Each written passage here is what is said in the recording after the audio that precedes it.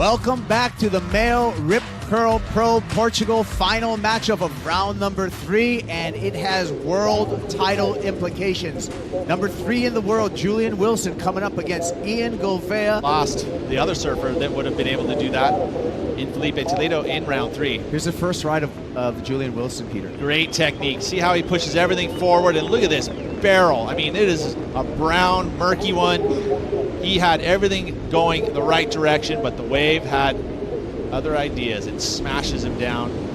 But that's the kind of waves that Julian Wilson loves. He loves barrels. Turn our attention to Ian Gouveia. Backhand pulls up into the tube, no exit. That cave just avalanches down on him. Same thing. You know, the low tide, what happens with that bank that's there, it's actually like a big hill of sand. So literally when the wave comes off of that shallow water and into some deeper water, the wave clamps down, it shuts down on you. So you almost need to get those waves that run along the bank and allow you an exit before it goes into that deeper water. You know, had successes there, made a career out of it until Sun all of a sudden jumped in the roll. Wilson under the hatchet and finds an exit, just catching up with Julian Wilson. That was crazy, and that's the kind of stuff that we see one of the legends of our sport, Kelly Slater, do. I mean, he has that ability to slide into barrel section somehow, some way, contorts his body. This is a similar situation. How he even makes the drop, but gets underneath, barely underneath it, and hooks underneath with limited speed. That you know what could happen, but Julian Wilson knows those. As you see him press the eject button, and that's another indication of how the tide is affecting this lineup. I mean, that was a solid set wave. There really wasn't an entry into that wave. Matter of fact, it didn't look like it had an exit either at the border, you know, so he needs a result. And this is very helpful for him as we watch an amazing pin drop. That one was crazy. Look at that. That's 3 times overhead. And he is dropping all the way to the bottom. He didn't quite get the penetration. I think he went over the falls. Oh, he did go over the falls. Ouch. And then just into the sand. Look at all the sand that's in that wave. Yeah, it can get, when there's a swell like this and the tides get pretty low, it can get pretty bottomed out and dredgy, and just minimize the opportunities. With 3 guys out, could be pretty tough, but we'll keep an eye on it, and hopefully we do get the whole run done. Well, it sounds like entertainment value is going to be through the roof. Let's see it.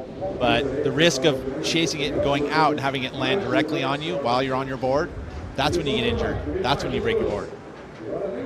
Julian Wilson winding up and showing us that aerial act that he displayed in France, but that one was unsuccessful. Couldn't put the board back under his foot. A Rip Curl Pro, Ian Gouveia, up and riding, grabbing in the barrel, backhand. Can he find an exit? Yes, Gouveia fighting back against Julian Wilson. When we left for that break, we said, is he going to come back? And the answer, Peter Mel, is liquid Drano. Sure, look at how the technique.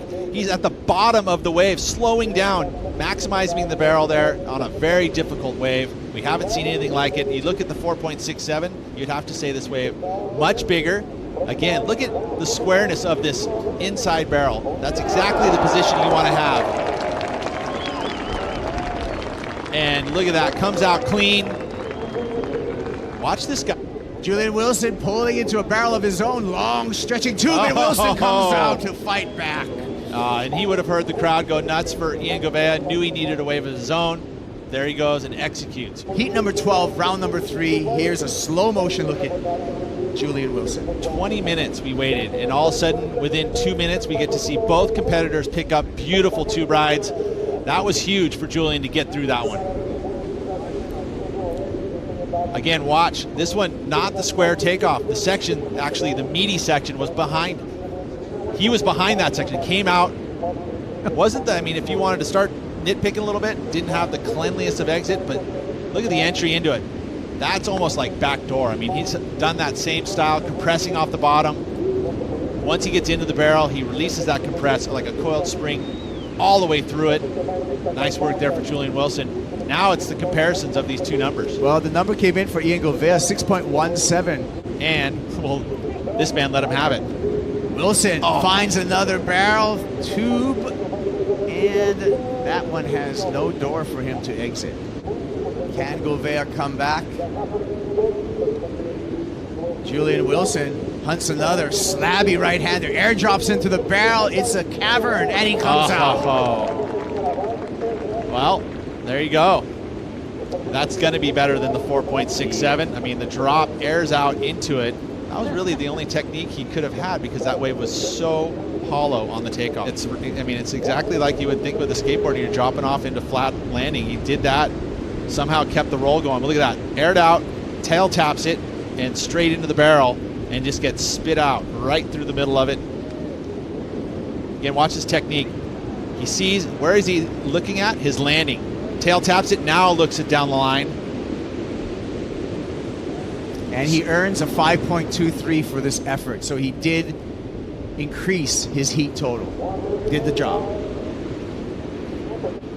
Julian Wilson, he's going to move on. We're going to see him in round number 4. And we're going to get into that round number 4 straight away. We're going to feature the first heat. Italo Ferreira, Ezekiel Lau, Matt Wilkinson on your way. We're going to bring in Joe and Potts to talk you through the action.